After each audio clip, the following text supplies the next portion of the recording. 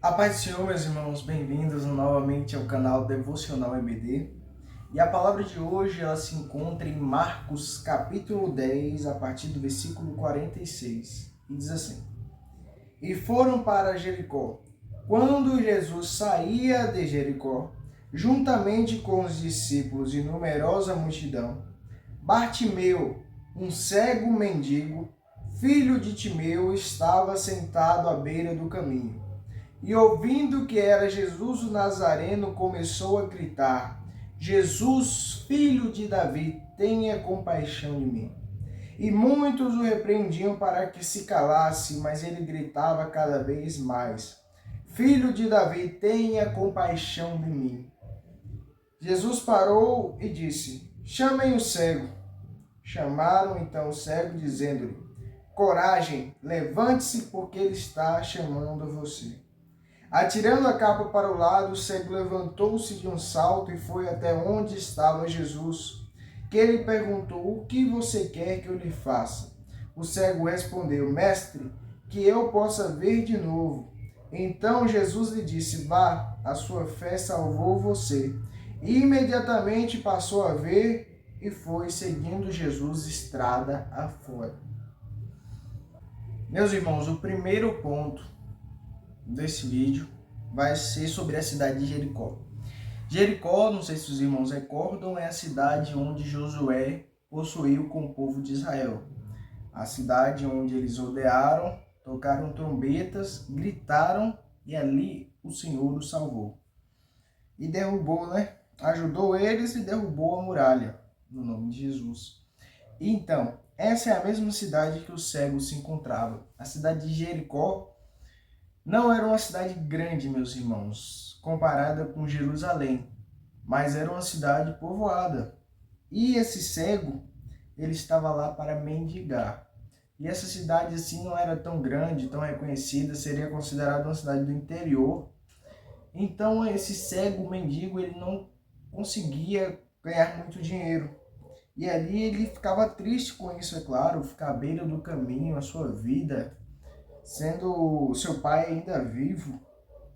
E aqui pela palavra não diz que ele é cego de nascença, então ele já enxergou. Então imaginem que tristeza, né? Um homem já enxergava, parou de enxergar e ter que mendigar, com o seu pai vendo, com as pessoas da sociedade. E o pior que ele sentia, eu acredito que não era nem estar cego, e sim a situação que ele se encontrava. Mas nessa palavra nos fala que ele buscava o que? A cura. Porque era a sua enfermidade que fazia com que ele mendigasse. Então ele vai o quê? Clama por Jesus. Diz: Jesus está na cidade, vou atrás dele. Como é que ele clama? Jesus, filho de Davi. Aí eu estava me questionando, né? Como é que ele falava que Jesus era filho de Davi? Porque nas obras messiânicas, para os irmãos que não sabem, em Isaías já se falava sobre o Messias que viria para salvar a humanidade. E nela já se falava que o Jesus que viria, que é o Jesus da palavra, messiânico, com relação a Isaías, seria descendente de Davi. Então o cego, por saber disso, disse: Jesus, filho de Davi. Por quê? Porque o que ele pensava, né? Se for Jesus realmente, eu clamando filho de Davi, ele me ouvirá. E, como ele fez, foi escutado. Jesus, filho de Davi. E não se referindo a Jesus ser filho de Davi, mas sim a Jesus ser o cumpridor da promessa de Cristo. Porque eles diziam que o Salvador viria de Davi, da descendência de Davi, e assim se cumpriu.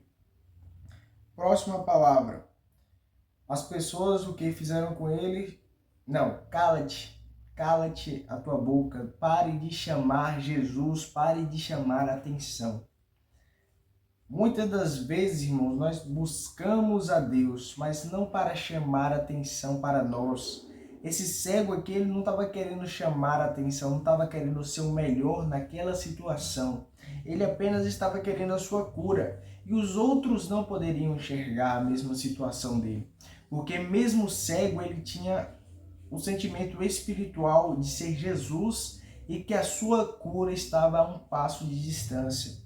Não importava se ele conseguia ver naquele momento, mas ele se importava que chegar até Jesus ele conseguiria. Chegar até Jesus é o nosso objetivo também, enxergar o nosso alvo. Quantas das vezes nos encontramos em uma escuridão, nos encontramos perdidos, mas Deus nos encontra, Deus nos endireita com a tua mão poderosa, com a destra de sua mão, Ele nos guia, meus amados irmãos. Outrora fomos cegos, mas hoje somos limpos e purificados pelo sangue de Jesus, o qual nos limpou e nos deu uma nova visão deste mundo que não nos pertence. E aqui, as pessoas, quando Jesus percebeu, ele disse, chame o cego. Eu gostei da coragem dele, chame aquele cego até mim. E as pessoas que outrora estavam dizendo para ele calar a boca, disse o quê? Coragem, levante-se, porque ele está chamando você. Então, primeiro eu falei sobre Jericó, Josué. A mesma coisa Deus falou para Josué. Coragem, seja forte e corajoso, porque eu venci e vocês também vencerão. É assim que o nosso Senhor nos fala. E aqui eles dizem que para o cego, coragem. Coragem é uma palavra muito difícil de ser utilizada. Que coragem, meus irmãos, não é só aquela pessoa corajosa, e sim aquela pessoa que tem medo e mesmo assim o faz. É assim que devemos ser. Podemos ter medo, podemos estar fracos, mas devemos ter coragem no Deus que nos fortalece. E esse cego aqui, ele encontrou forças em quem? Em Cristo Jesus. Então Deus disse, o que você quer que eu lhe faça? O cego respondeu, mestre, que eu possa ver de novo. Meus irmãos, cegueira, um problema triste, meus irmãos, um problema triste. Ninguém queria passar por essa situação, né? Claro que tem problemas muito piores, que é uma tristeza também, mas cegueira é algo muito ruim para quem já enxergou. Para quem não enxergou, assim, ele percebe a diferença, mas para quem já enxergou, meus irmãos, parar de ver é uma dor. E esse homem, ele se importava com a sua visão.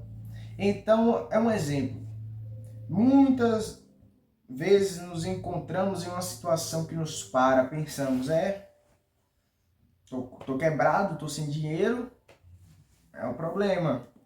Pedir a Deus para resolver. E às vezes achamos que é só problema grande. Tá quebrado, sem dinheiro, tá com uma doença, enfermidade terrível, sofreu um acidente. Sempre oramos nessas situações, né? Não só pelas nossas vidas, mas pela vida dos nossos parentes, irmãos. Mas nesse irmão aqui, ele não era algo tão grande assim, vamos se dizer, né? Porque para as pessoas ali não se importavam. Se as pessoas não se importavam, era o quê? Algo considerado fútil, né? Mas para ele é importante. E isso é o que eu desejo focar. Para as outras pessoas, o seu potencial, a sua fé em Cristo pode não ser importante, mas para Deus é. É isso que Deus se importa, é a sua coragem, a sua determinação para com o Pai. Então, meus irmãos, não vamos nos desanimar pelos problemas, pelas situações, e venhamos nos fortalecer em Cristo Jesus. Porque Deus diz aqui, a tua fé te salvou. A tua fé te salvou hoje, meu irmão? Uma pergunta, um questionário. Se quiser deixar nos comentários, responda. Mas responda primeiramente para com Deus na sua oração. Que a sua fé venha te salvar, que a minha fé venha me salvar a cada dia em Cristo Jesus. Porque a fé sem obras é morta. Que venhamos a fazer a obra de Deus, não menosprezar os desejos das outras pessoas. Porque as pessoas, por mais pequeno que possa ser o pedido, mas Deus está escutando. Quer seja grande, quer seja pequeno, Deus está para todos nós. Deus diz que o sol nasce para todos, então que para todos Deus venha, porque Deus quer salvar a todos. Entenderam? Amém. Deus continue abençoando e livrando de todo mal, no nome de Jesus. Amém.